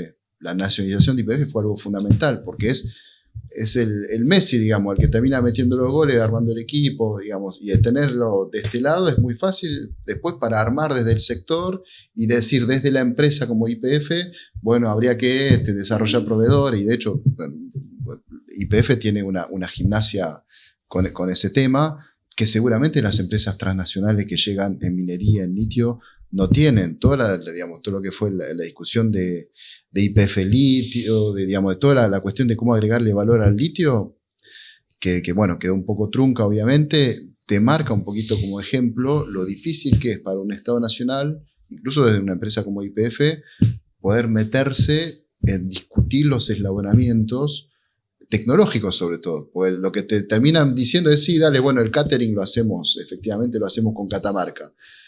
Y le sirve a Catamarca, obviamente, pero tal vez no es solo eso lo que necesitamos mucho más. Yo quería aprovechar porque escuché ahí, Luciano, que hacías una aclaración y viste este espacio, lo que nosotros intentamos es poder bajar al llano para que todos los trabajadores entendamos, y en particular me gusta este tipo de espacios cuando hablamos de economía y cuando hay distintos sectores, el que la vive en la diaria, vos poniendo la cara enfrente de tus trabajadores, el que piensa desde lo teórico cómo resolver y el que pone las propuestas para trabajar. Y me gusta participar porque yo realmente de economía entiendo poco y nada, más que la doméstica, y vos hacías una aclaración ahí, quería que la expliques en la medida que puedas, si vos, Martín, necesitas dar un apoyo también puedes hacerlo, me gustaría, para que lo entiendan todos los compañeros que nos escuchan, y también, bueno, qué impacto tiene este tipo de la política del RIGI, del super RIGI, en la diaria de la fábrica, que me parece importante porque no nos tenemos que olvidar que de acá a un año todas estas discusiones que nosotros tengamos tienen que empezar a tener un correlato con un proceso electoral, que si no, viste, queda de vuelta en esta nebulosa de todos más o menos entendemos qué está pasando, pero nadie puede convencer a nadie de que la verdad capaz que es otra, o la realidad diaria de nuestra es otra, así que nada. No, a ver, lo primero que hay que aclarar, ¿no? Cada vez que se dice los porcentajes de integración y demás, hablan sobre el monto total de la inversión estimada, ¿sí? Todos estos proyectos, cuando te vienen y te dicen vamos a invertir 10.000 palos en un yacimiento en Catamarca del litio, estás hablando de 30 años. ¿De qué me estás hablando? 30 años, yo capaz que ya me morí. Entonces, y de eso, el 20% tenés que destinarlo a valor agregado nacional. Nadie te dice cuándo, nadie te dice que tanto tiene que ser el mes que viene, tanto el otro. Te dicen que el 20% de la inversión lo tenés que integrar en los primeros años y después dale que va. Y si en el medio hay un cambio porque el yacimiento no era lo que esperaba, besito enorme y me voy. Entonces, hay cosas que en los números parecen tan grandes. Y mira, yo hace 2 días estuve en Catamarca, tengo una fábrica en Catamarca, la parte del litio la conozco bien, me dedico a trabajar en la fábrica textil con todo lo que son las fibras de camélidos y demás, con lo cual conozco todas las comunidades donde operan las mineras, todas las comunidades conozco. Y conozco dónde están las mineras, y conozco lo que están haciendo las mineras. Y está bueno lo que están haciendo las mineras, porque son inversiones que hacen. Bueno, una gran porción de esas mineras son chinas. Los chinos traen a los chinos, a ver si me entienden. No contratan a mis catamarqueños. Vienen con sus chinos y los que laburan son los chinos. Se traen sus contenedores de China, no me lo compran al pibe que tiene en el Parque Industrial del Pantanillo una fábrica para hacer galpones y hace contenedores. No le compra los contenedores, trae el contenedor de China. La ropa de trabajo que usa el tipo que labura en Catamarca en la mina es china. No se la compran a Santista en Catamarca, que fabrica ropa de trabajo hace 50 años. La traen de China, la ropa de trabajo. ¿Se entiende? Los geotextiles que usan los traen de China. Tenemos varias fábricas de geotextiles en la Argentina, no le vende nadie a esas mineras. ¿Por qué? Porque el RIGI les habilita a poder traer todo importado sin aranceles. O sea, ellos traen, si yo quiero ponerme a fabricar no sé, supongamos ropa de trabajo y la tela que tengo que usar, supongamos, no es el caso, pero supongamos, la tela que tengo que usar no se fabricase en el país y tengo que importar la tela para confeccionar esa indumentaria, tengo que pagar todos los impuestos. Estos tipos traen toda la ropa terminada y no pagan nada. Luciano, por 25 años, ¿no? Por 30 años, creo que es, no pagan nada, ¿no? Y en vez de pagar 35% de impuesto a la ganancia como pago yo, pagan un 15% menos. Y así empezamos. Yo lo que digo de esto es que me parece que el régimen está bueno para fomentar las grandes inversiones. Lo que digo es darle lo mismo a los flacos que... Yo hace 20 años que tengo una fábrica ahí. 20 años. No me dieron una. No una. Luciano, me das el pie porque mientras escuchaba a los tres pensaba en lo siguiente. ¿Qué puede la Argentina? Con su capacidad instalada, con su capacidad de los trabajadores, trabajadoras, con su desarrollo científico, tecnológico.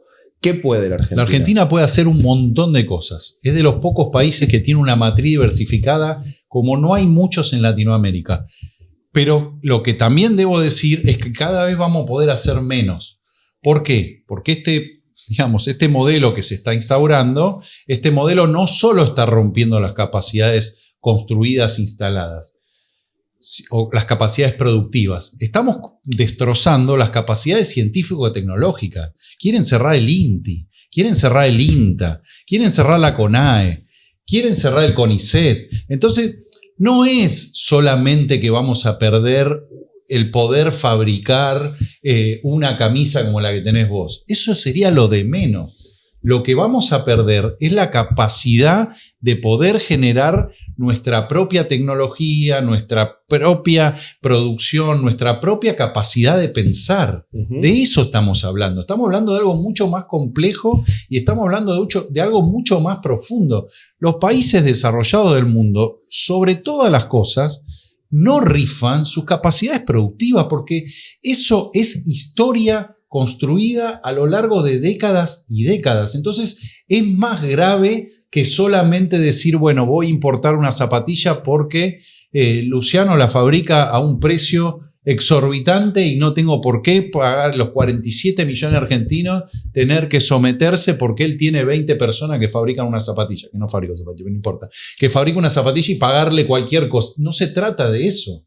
Se trata de ver qué es lo que contribuye esas capacidades productivas a la sociedad y qué es lo que queremos como sociedad, como decía antes Pablo, qué es lo que queremos como sociedad para adelante, qué tipo de país queremos. Y me parece que la discusión que en la Argentina hace falta es esa. ¿Qué sociedad queremos para la Argentina del futuro? ¿Qué sociedad queremos para nuestros pibes? Porque de vuelta, la industria... No acá, en todos los lugares del mundo, la industria es la que mejores salarios paga, la industria genera educación, la industria genera tecnología, la industria genera innovación, la industria desarrolla naciones. Entonces, prescindir de eso en un país como la Argentina es cortarse los dedos. Hago un punto ahí, ahora vuelvo a Martín, pero antes le quiero preguntar a Pablo, decía, ¿qué puede la Argentina, qué pueden las provincias? Yo creo que Argentina en general y todas las provincias pueden darnos y nos dan, yo creo, un país en el que podemos vivir bien.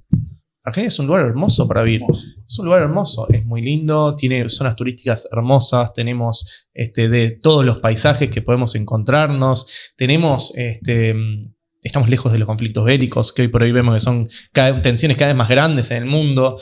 Tenemos recursos naturales, tenemos industria, tenemos energía, tenemos agua, tenemos exactamente recurso hídrico. Argentina tiene todo para vivir bien. ¿Qué es lo que le falta para vivir? Falta ordenar muchas de las cosas. Ordenar, planificar, construir también muchas capacidades y saldar algunas cuestiones que son preideológicas incluso. Yo creo que a Argentina se debe muchas cosas y nosotros vemos que son preideológicas. Que cuando conversamos con todas las provincias, todas están de acuerdo. Porque están de acuerdo porque ¿cómo no vas a tener que tener más y mejores rutas? ¿Cómo no vas a tener que mejorar la logística? ¿Cómo no vas a tener que pensar cuál es el mundo en el que vamos a tener que trabajar? ¿Y cuáles son los trabajos? ¿Cuáles son las capacidades que van a tener que tener las personas para trabajar? Argentina se debe saldar discusiones preideológicas o saldar cuestiones preideológicas, más bien.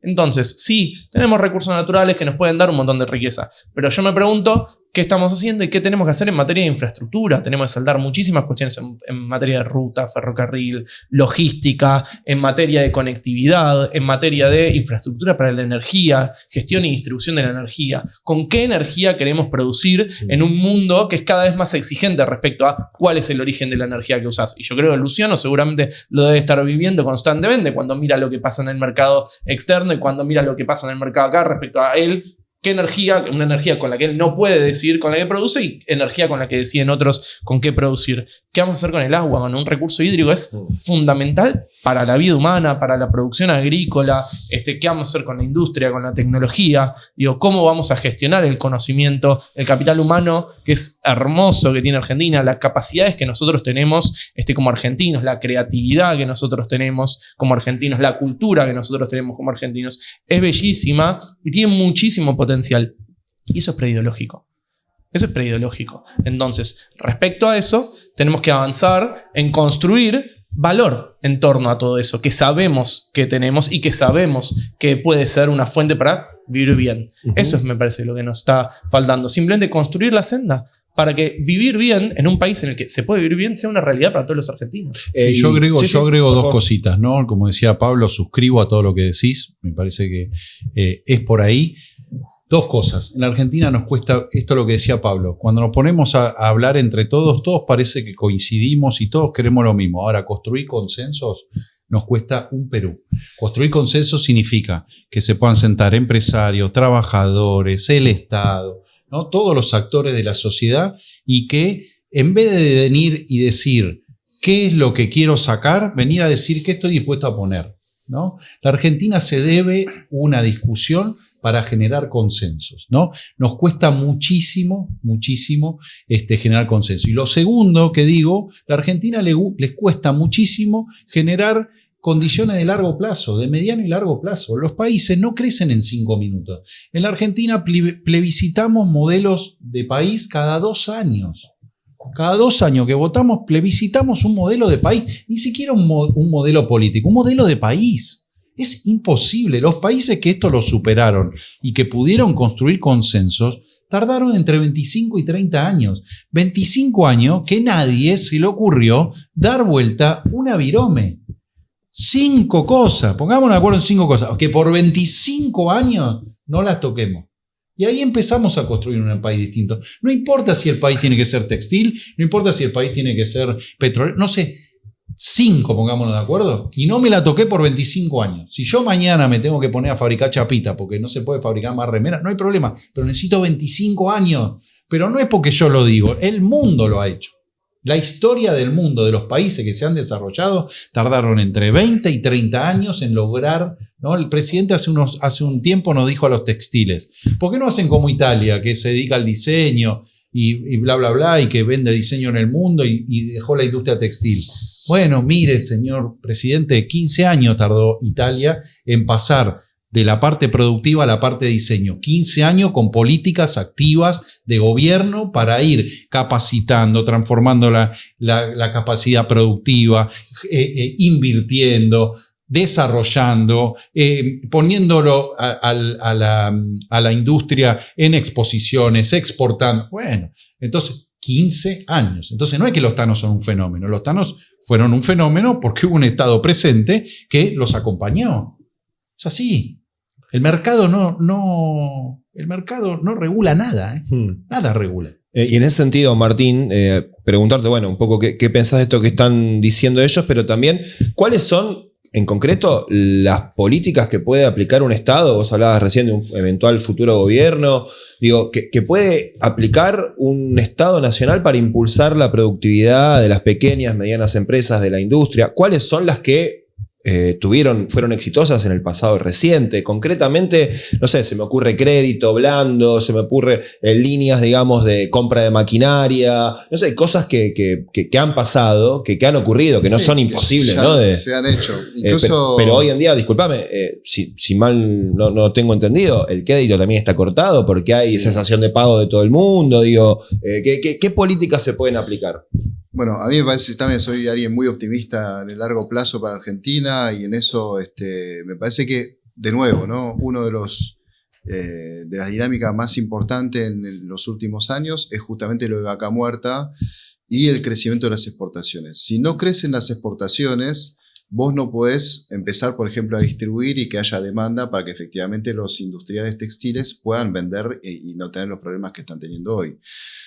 Entonces yo creo que justamente se está dando durante los 10, 15 últimos años, lo que hubo es las exportaciones seguían siendo más o menos las mismas. 70, 80 mil millones de dólares por año, con lo cual no podías mejorar los salarios, porque todo aumento de salario conlleva aumento de importaciones. Entonces, lo que pasaba enseguida era vos terminabas devaluando y reduciendo ingresos y todo lo que sabemos. Ese ciclo de stop and go, como se dice ahora, yo creo que está llegando a su final, efectivamente.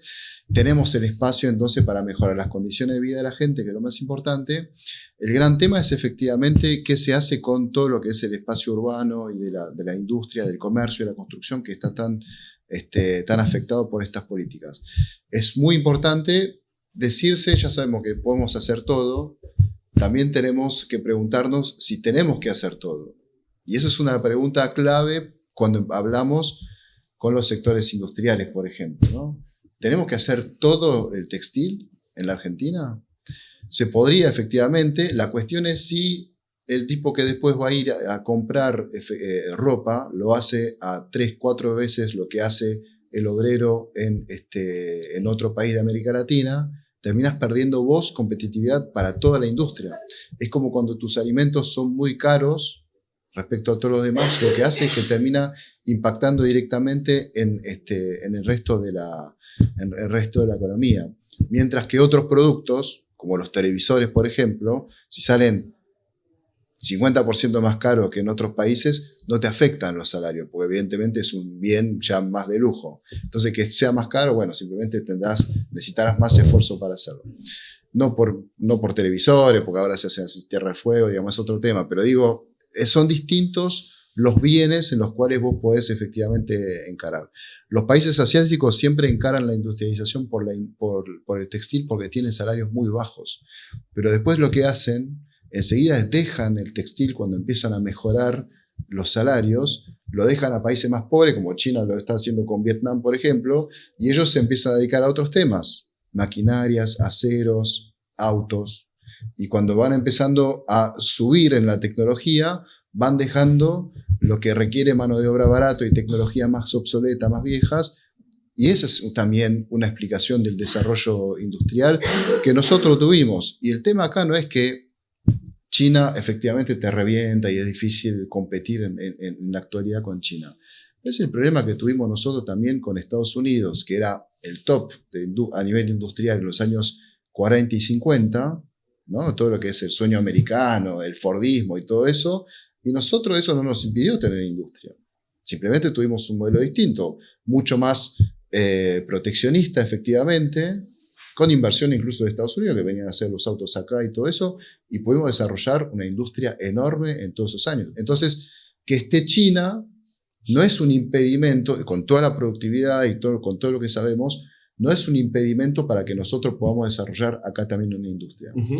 Seguramente lo que tendremos que preguntarnos es qué industria, seguramente no toda, pero ahí yo quiero resaltar un poco lo que se hizo en el Ministerio de Desarrollo Productivo del gobierno anterior, en el cual se ha hecho muchísimo trabajo respecto a lo que son políticas industriales, todo lo que son créditos blandos, todo lo que es un montón de políticas que nos permiten hoy ver con mucha más claridad lo que podría ser un futuro Ministerio de Desarrollo Productivo de un futuro gobierno peronista. Me parece que ahí hay algunos elementos sectoriales que nos ayudan muchísimo a entender, fue una experiencia que dentro de lo malo que fue, digamos, todo lo que pasó con el gobierno anterior, me parece que hay experiencias para rescatar que nos adelantan ya un par de caminos posibles para ir pensando a futuro.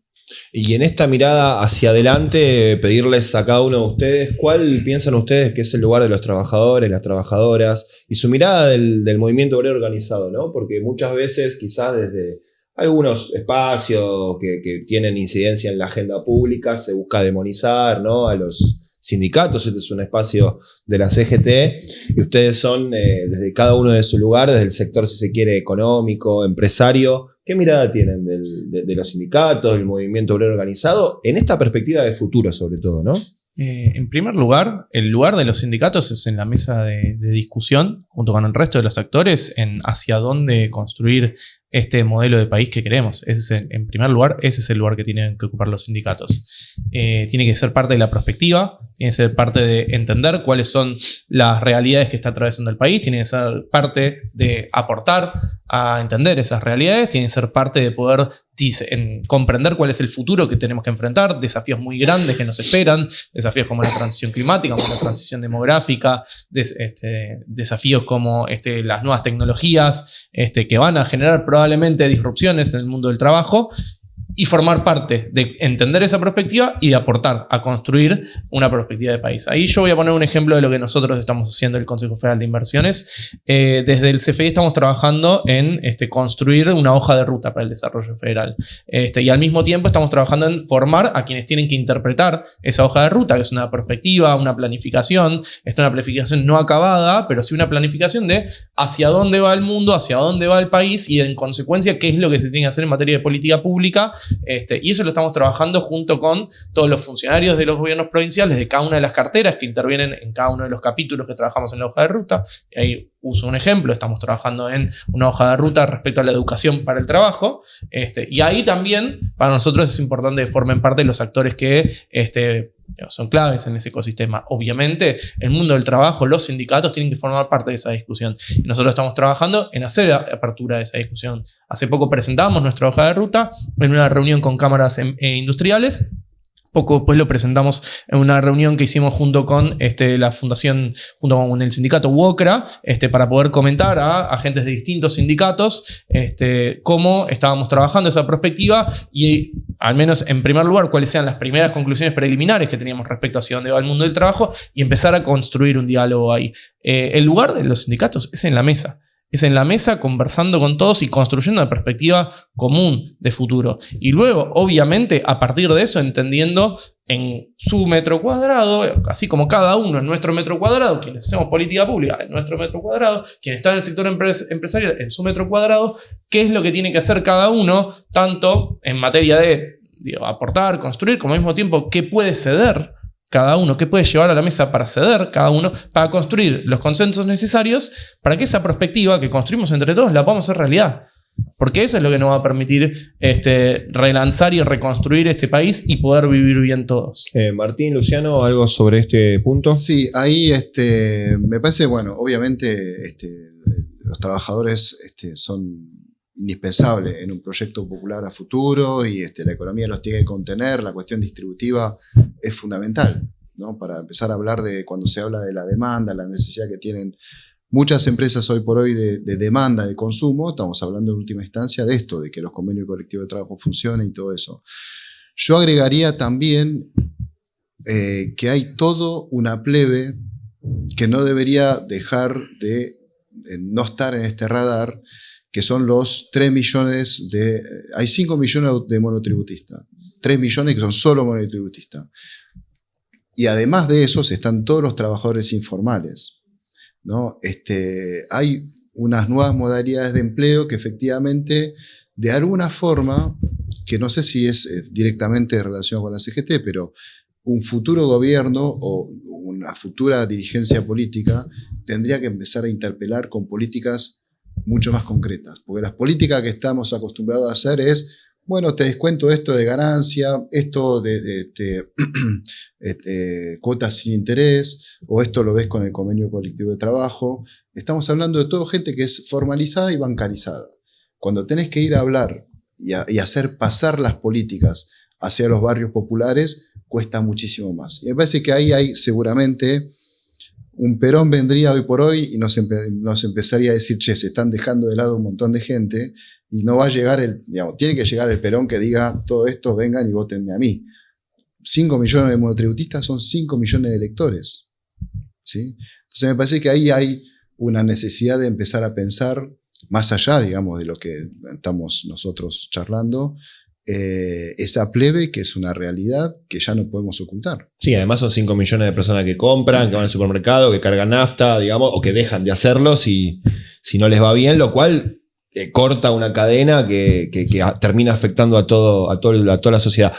Luciano, vos sobre este punto. Mira, yo voy a ser un poco disruptivo respecto de esto. Yo creo que la Argentina ya hace unos cuantos años a esta parte tiene una crisis de representatividad enorme, ¿no?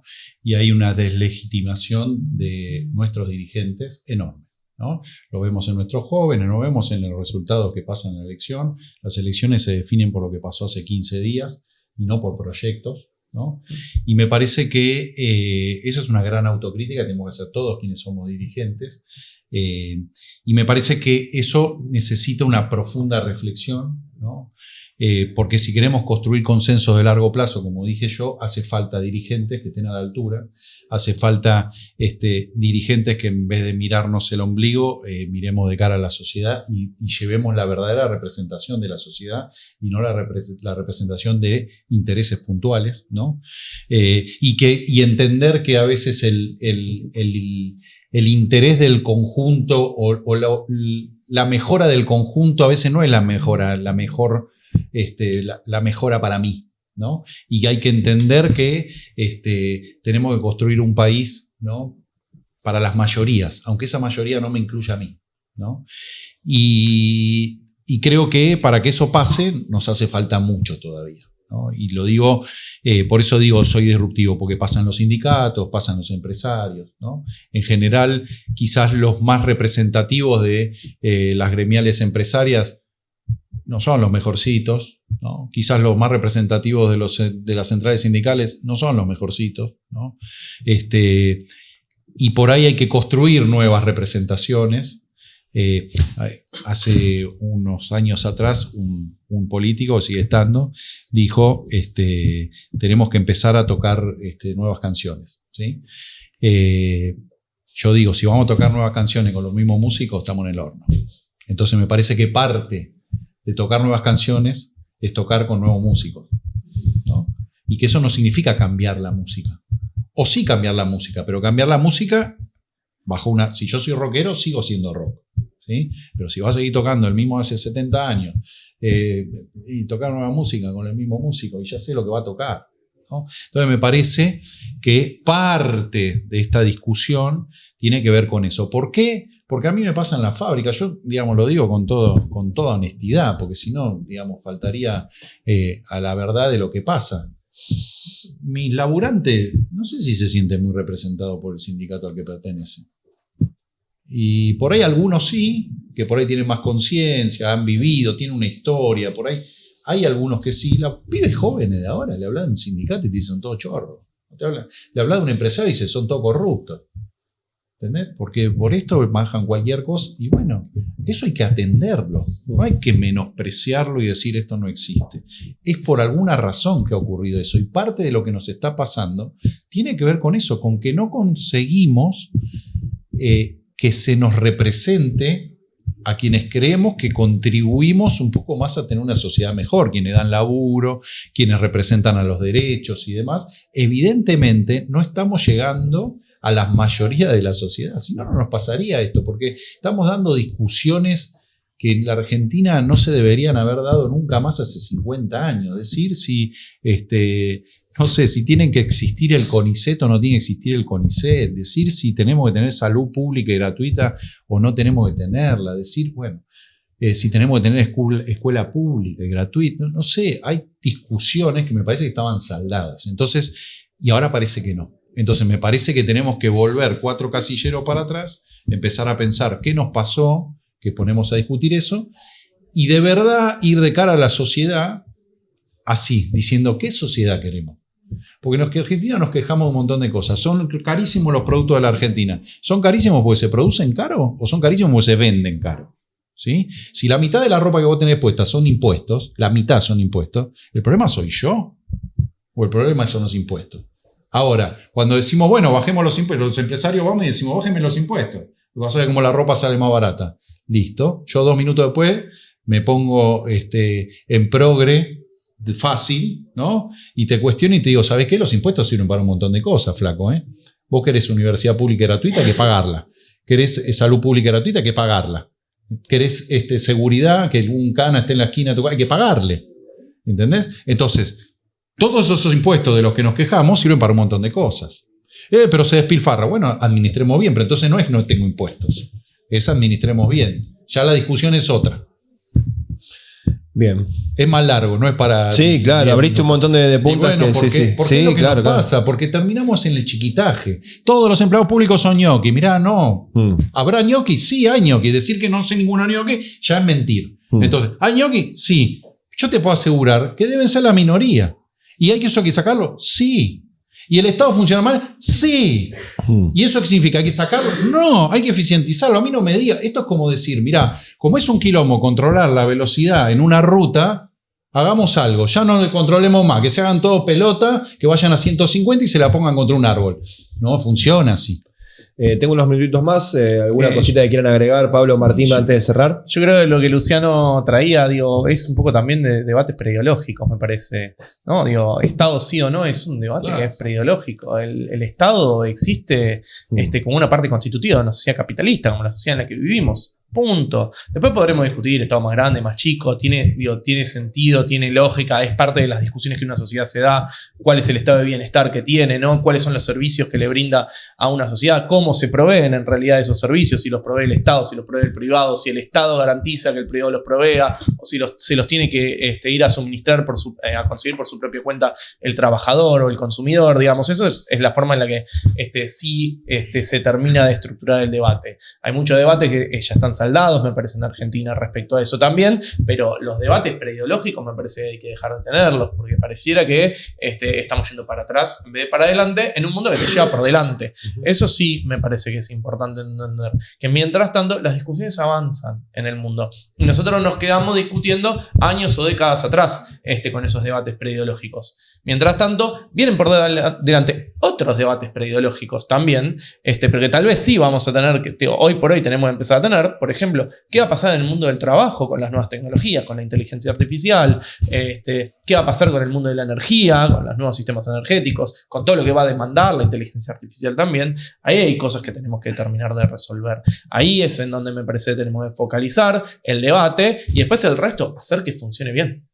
Ser ejecutivos, resolver, producir, invertir, generar infraestructura. Cuando Luciano dice, tengo un montón, seguramente hay un montón de costos ahí que están detrás que no son intrafabricables. Yo me pregunto, no quiero ni que me digas esto, pero el peso que debe tener la logística detrás de eso, el peso que debe tener la infraestructura mal diseñada, la infraestructura mal mantenida, el peso de la logística, de no tener nodos logísticos cerca, de no tener de mercadería que circula de una forma ineficiente en Argentina. Esos son los debates que son preideológicos también respecto a cómo tenemos que estructurar el país. Tenemos que estructurar mejor la infraestructura que tenemos, porque eso es para todos. Eso es el país que nosotros tenemos, esas son las capacidades que nosotros tenemos y que si no las mantenemos se van destruyendo y después cuesta mucho reconstruirla, porque hay que entender que para lo que se viene nosotros tenemos que poder construir sobre lo construido. Y cuando uno destruye lo anterior, si eso que destruye después lo tiene que volver a construir, uno tiene que invertir el doble, solamente para poder ponerse al día y después poder enfrentar los nuevos desafíos que tiene. Dato de color para Pablo, ¿no? Decía cuánto sale transportar en la Argentina. Solo un dato de color. Transportar un camión de Catamarca a Buenos Aires sale lo mismo que mandar ese contenedor o camión de Buenos Aires a China. Listo, no digo más nada. Nosotros hace 4 años empezamos a construir una estrategia federal logística en el marco de esta hoja de ruta junto con los gobiernos provinciales, en donde fuimos conversando con muchísimos empresarios que nos iban comentando cuáles son estos costos. Y a partir de eso construimos una estrategia que ya tiene más de 1000 proyectos, que incluye proyectos de inversión, normativos, etc. Los pusimos a disposición del gobierno anterior, los pusimos a disposición de este año, se seguirán poniendo a disposición de las distintas esferas en las cuales cada uno tiene que intervenir. Obviamente acompañamos a los gobiernos provinciales en lo que compete a los propios gobiernos provinciales. Hay mucho por hacer. Hay mucho ya escrito, diagnosticados, es sobrediagnosticado Argentina. Lo que falta es ejecutar y ahí me parece es donde nos tenemos que poner también. Bien. Martín, ¿algo para cerrar? Bueno, sí, hablaron de logística, me parece un tema importante. Sí, yo lo tendría como uno de los sectores para desarrollar y para potenciar, porque si efectivamente vamos hacia una Argentina un poco más en polo económico, mucho más firme del lado de andino, ¿no? Y de Patagonia, eso, y que nosotros tenemos Buenos Aires como el principal centro urbano de consumo, evidentemente hay cuestiones que sí o sí vamos a tener que resolver y se tiene que resolver obviamente con muchísimo gasto estatal. Todo esto son inversiones que se tienen que hacer y que yo creo que también tiene que presentarse como una oportunidad para empezar a meterse en mercados que hoy Argentina no está, como los mercados de logística generalmente y de materiales ferroviarios, por ejemplo. Argentina tuvo, obviamente, un sector bastante fuerte en todo esto, y yo creo que son cuestiones que hoy están entregadas a las multinacionales, a los chinos entre otros, pero en los cuales Argentina podría empezar a meter, a crear un sector alrededor de todo eso, pues es obvio que si vos lo tenés que resolver y le vas a tener que poner mucha plata en el futuro, de ahí también te tenés que llevar algo, ¿no? Me parece que ahí hay algo para pensar. Martín, Luciano, Pablo, muchas gracias por haber pasado por Azopardo. Un placer. Estas son instancias que queremos abrir, que nos interesa poder generar por lo menos un pequeño espacio de diálogo entre sectores, por supuesto con perspectiva, ¿no? Hacia adelante, que es lo que más nos interesa. Muchas gracias. Muchas gracias. Gracias a ustedes. Bien, así se terminó este programa de Azopardo. Gracias Rama, gracias Coti, gracias compañeros, compañeras que están detrás de cámara que hacen que todo esto sea posible. Yo soy Juan Gentile. Me despido hasta el próximo jueves cuando hagamos un nuevo programa. Esto se llama Azopardo Stream. Chau, chau.